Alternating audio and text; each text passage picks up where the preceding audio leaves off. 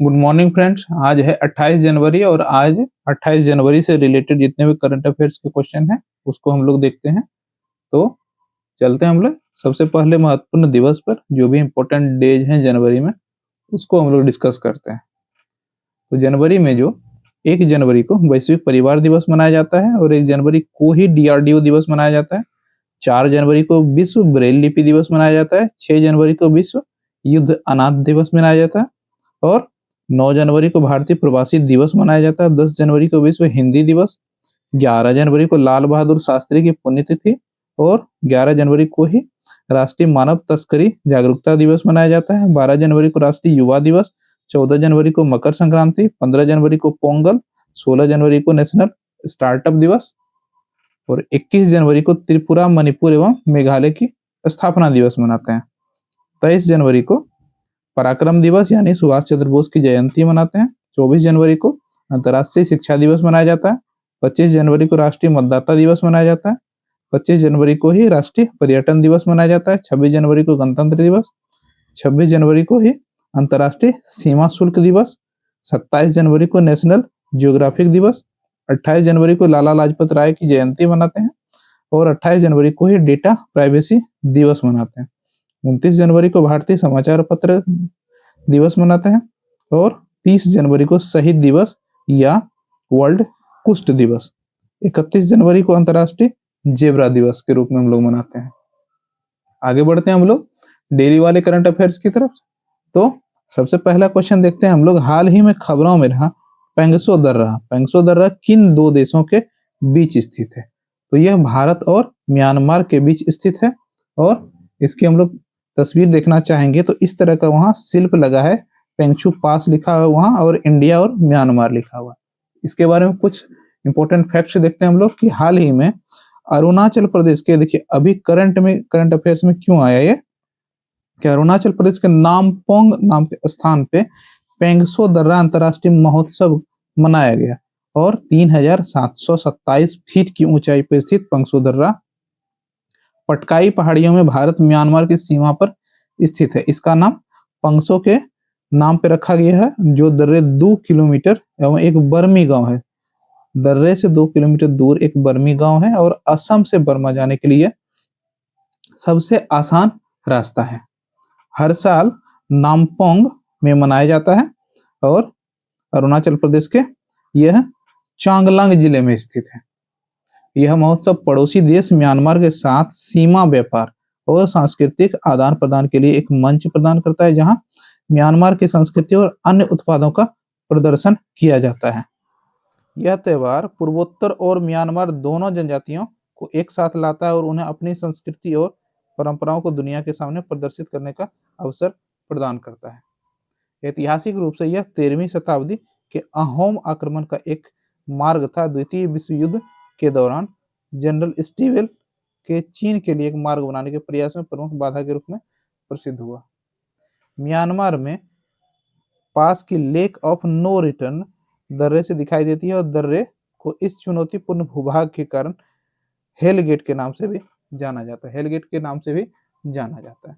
किस संस्था ने राजकोषीय स्वास्थ्य सूचकांक 2025 प्रकाशित किया है? तो राजकोषीय स्वास्थ्य सूचकांक 2025 प्रकाशित किया है, तो यह प्रकाशित किया है कि नीति आयोग ने। तो नीति आयोग का हम लोग देख लेते हैं कि देखिए यह रिपोर्ट प्रकाशित किया है राजकीय स्वास्थ्य सूचकांक फिजिकल हेल्थ इंडेक्स 2025। तो इसके बारे में कुछ फैक्ट हम लोग जानते हैं कि नीति आयोग ने राजकोषीय स्वास्थ्य सूचकांक FHI 2025 प्रकाशित किया है। यह 5 उप सूचकांकों का एक उपयोग करके 18 प्रमुख भारतीय राज्यों में राजकोषीय स्वास्थ्य का आकलन करता है। व्यय की गुणवत्ता, राजस्व जुटाना, राजकोषीय विवेक और ऋण सूचकांक और ऋण स्थिरता को बताता है। देखिए ओडिशा में 67.8 ओडिशा का जो स्कोर आया 67.8 स्कोर के साथ वो पहले स्थान पर रहा। उसके बाद छत्तीसगढ़ और गोवा तीसरा स्थान पर रहा है। राजस्व व्यय और ऋण प्रबंधन में बेहतर प्रदर्शन करने वाले राज्य बेहतर प्रदर्शन करते हैं, जबकि पंजाब, आंध्र प्रदेश, पश्चिम बंगाल, केरल सबसे खराब प्रदर्शन करने वाले राज्य हैं। इस इंडेक्स में महाराष्ट्र, उत्तर प्रदेश और कर्नाटक को अग्रणी के रूप में वर्गीकृत किया गया, जबकि तमिलनाडु, बिहार और हरियाणा प्रदर्शन करने वाले राज्य। तो इसका हम लोग देखते हैं कि जो स्टेट्स टॉप 5 पे हैं, जैसे ओडिशा का आप स्कोर देख सकते हैं 67.8 है, छत्तीसगढ़ का 55.2 है, गोवा का 53.6 है, झारखंड का 51.6 है और गुजरात का 50.5 है। देखिए बॉटम यानी सबसे नीचे 4 राज्य, तो 18वां नंबर पे पंजाब है 10.7 है इसका, और आंध्र प्रदेश का 20.9 है, ये नीचे नीचे वाले हैं। वेस्ट बंगाल 21.8, तो ये नीचे से हैं।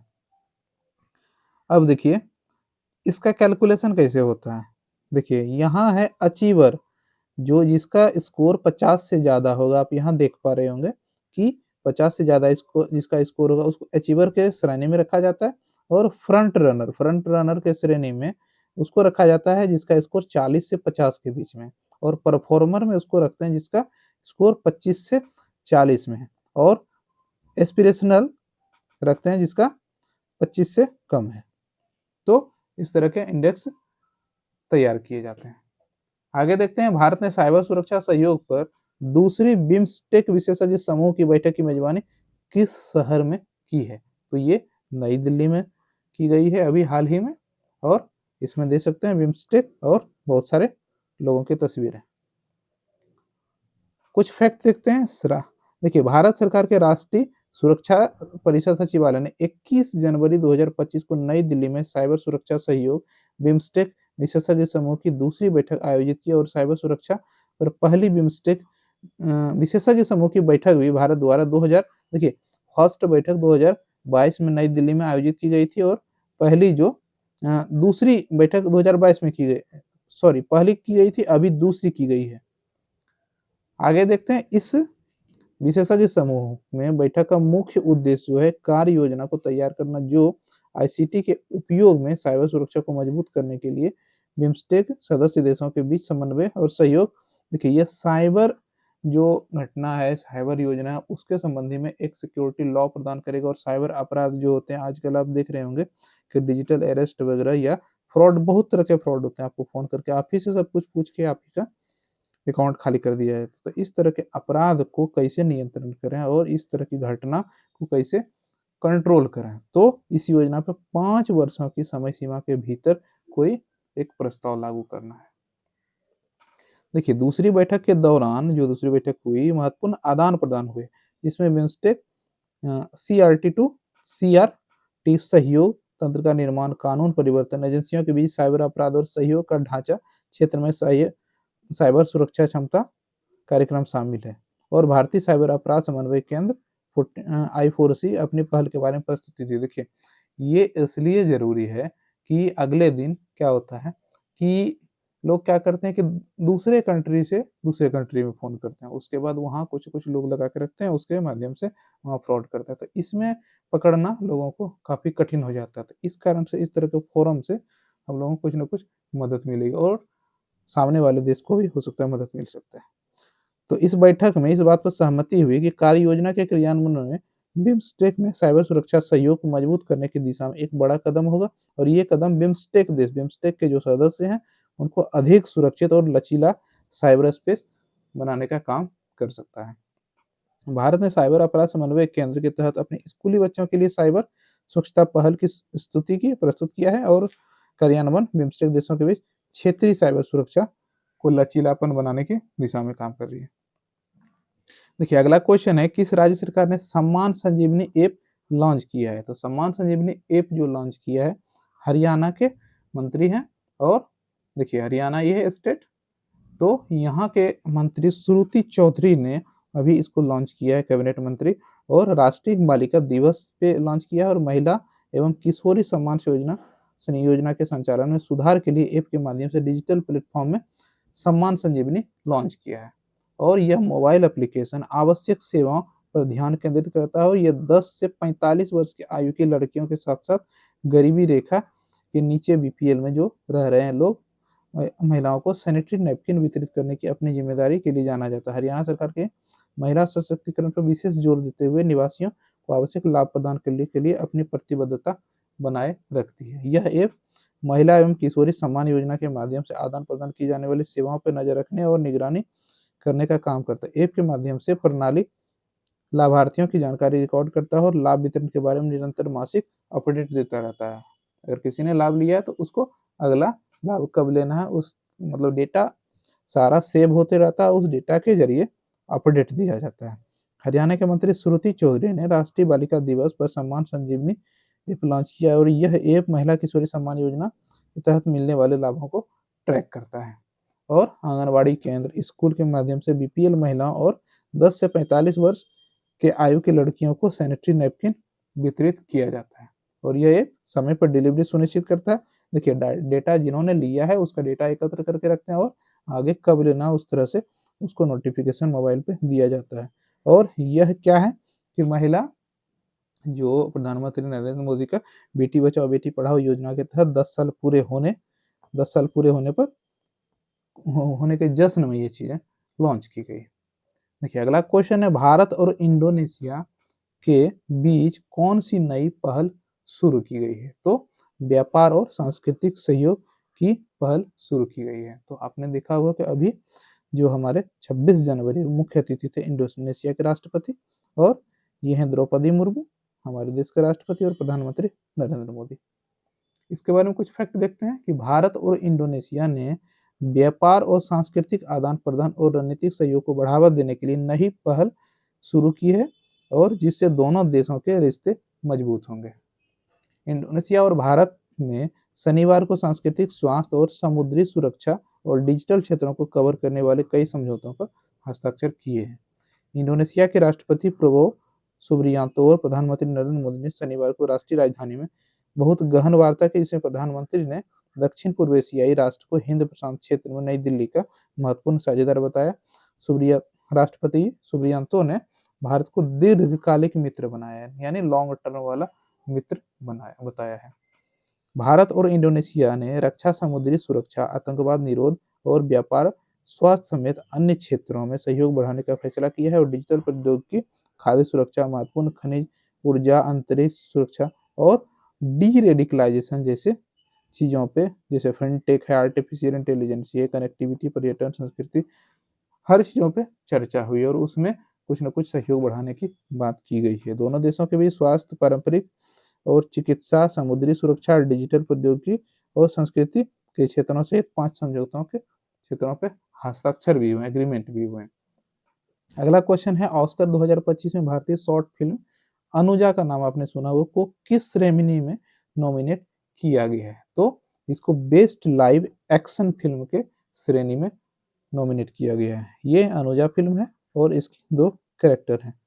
इसमें दिखाया गया है, देखिए भारतीय शॉर्ट फिल्म अनुजा को 2025 के ऑस्कर में बेस्ट लाइव एक्शन फिल्म में नॉमिनेट किया गया, जो भारतीय सिनेमा के लिए गर्व की बात है। प्रियंका चोपड़ा और गुनीता मेंगा द्वारा निर्मित फिल्म अनुजा 2025 के ऑस्कर में नामांकन मिला। इसमें 9 वर्षीय साजिदा पठान मुख्य भूमिका में है। देखिए एडम जे ग्रेव्स और सुचिता मट्टई द्वारा निर्देशित, जो इसके निर्देशक हैं एडम जे ग्रेव्स और सुचिता मट्टई, और अनुजा उसमें दिखाते हैं कि अनुजा एक प्रतिभाशाली 9 वर्षीय अनुजा की कहानी है, जिसे अपनी बहन के साथ शिक्षा और फैक्ट्री में काम करने के बीच चयन करना होता है कि उसको पढ़ना है या फैक्ट्री में काम करना है। एक ऐसा निर्णय जो उसके भविष्य को एक नया आकार देगा। फिल्म में मुख्य भूमिका में साजिदा पठान और उनकी बहन के रूप में अनन्या शानबाग है।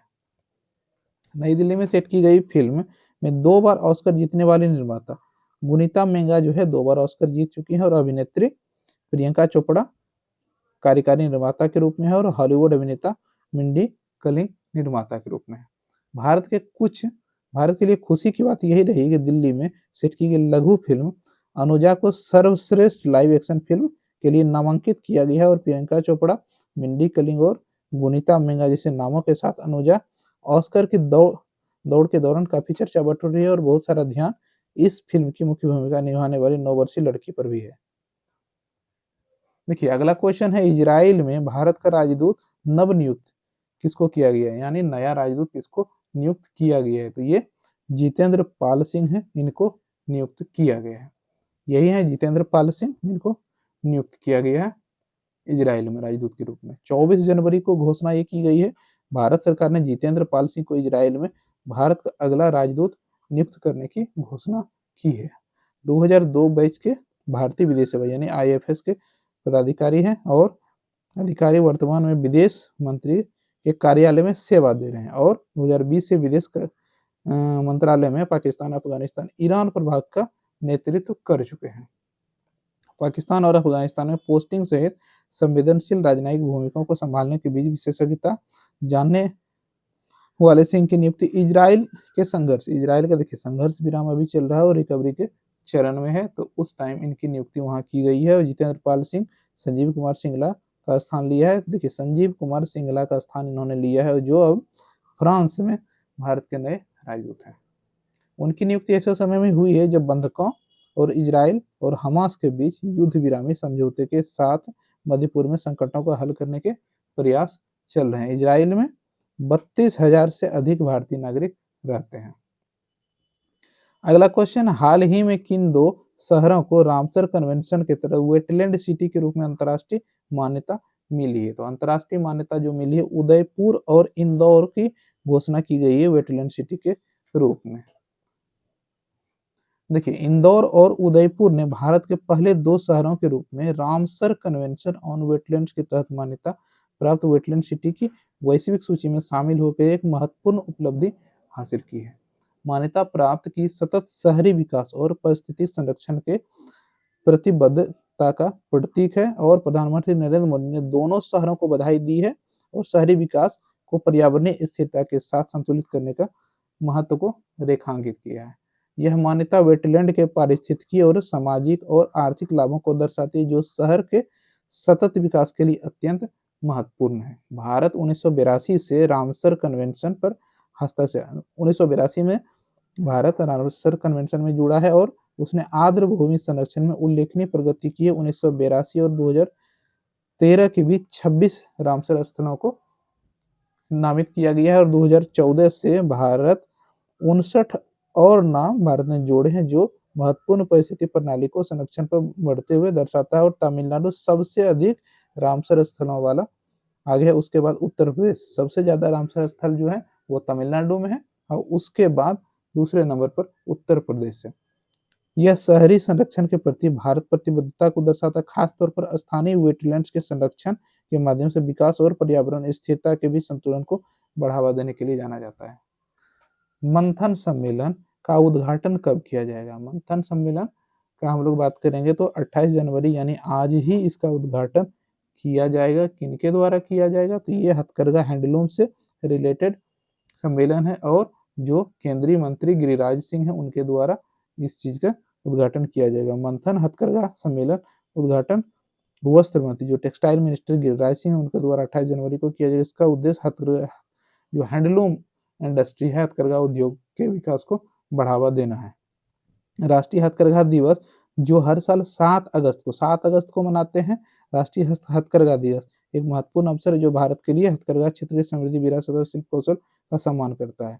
देखिए 7 अगस्त को मनाया जाता है हथकरघा दिवस और राष्ट्रीय हथकरघा दिवस की देखिए स्वदेशी आंदोलन की याद में मनाया जाता है। तो जो गांधी जी चरखा चला रहे हैं और इसी से सूत काटते थे, लेकिन अब तो सारा चीजें ऑटोमेटिक हो गई है और मशीन से सारे काम होती है। अगला क्वेश्चन हम लोग देखते हैं, किस मंत्रालय ने डायमंड इम्प्रेस्ड ऑथराइजेशन शुरू की?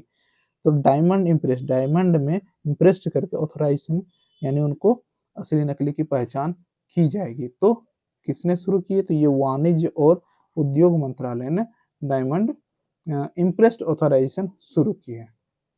इसके बारे में कुछ फैक्ट देखते हैं कि वाणिज्य मंत्रालय ने भारत के हीरा उद्योग की वैश्विक प्रतिस्पर्धात्मक क्षमता को बढ़ावा देने के लिए डायमंड इम्प्रेस्ड ऑथराइजेशन DIA की योजना शुरू की और 1 अप्रैल 2025 से प्रभावी यह निर्यात उद्देश्यों के लिए 1/4 कैरेट से कम के प्राकृतिक कटे और पॉलिश किए गए हीरों का शुल्क मुक्त आयात की अनुमति देता है। इस योजना में 10% मूल्य संवर्धन, निर्यात और दायित्व अनिवार्य है। यह बड़े खिलाड़ियों के साथ समान अवसर बनाकर MSC के निर्यातकों का समर्थन करते हैं। देखिए बोत्सवाना जो देश है वहाँ हीरा मिलता है। हीरा लाभकारी नीतियों से प्रेरित होकर इसका उद्देश्य हीरा मूल्य श्रृंखला में भारत के वैश्विक नेतृत्व को बनाए रखना है। तो वहां से आते हैं। अब हम लोग देख लेते हैं कुछ वन लाइनर फैक्ट। तो ईसीआई मीडिया पुरस्कार से हाल ही में किसे सम्मानित किया गया है? तो दूरदर्शन को सम्मानित किया गया है। यूनिफॉर्म सिविल कोड लागू करने वाला आजाद भारत का पहला राज्य कौन सा है? उत्तराखंड है। युवा भारतीय पर्वतारोही शिवांगी पाठक ने हाल ही में किस देश की सबसे ऊंची चोटी पर तिरंगा फहराया है? तो ऑस्ट्रेलिया में तिरंगा फहराया। T20 क्रिकेट में बिना आउट हुए सर्वाधिक रन बनाने का रिकॉर्ड किस खिलाड़ी के नाम पे है? तो तिलक वर्मा के नाम पे। मिशेल मार्टिन को हाल ही में किस देश का नया प्रधानमंत्री चुना गया है? आयरलैंड को चुना गया है। आईसीसी पुरुष T20 team of the year 2024 का कप्तान किसे चुना गया है? तो रोहित शर्मा का चुना गया है। और हाल ही में समान नागरिक संहिता यूसीसी नियमावली को, ये तो आपने पढ़ लिया ऊपर, उत्तराखंड ने मान्यता दी है। वैश्विक स्तर पर 7वां सबसे बड़ा कॉफी उत्पादक देश भारत है। 7वां सबसे बड़ा उत्पादक देश भारत है। आईपीएल 2025 में लखनऊ सुपर जुएंट्स एलएसजी का नया कप्तान किसे बनाया गया है? तो ऋषभ पंत को बनाया गया है।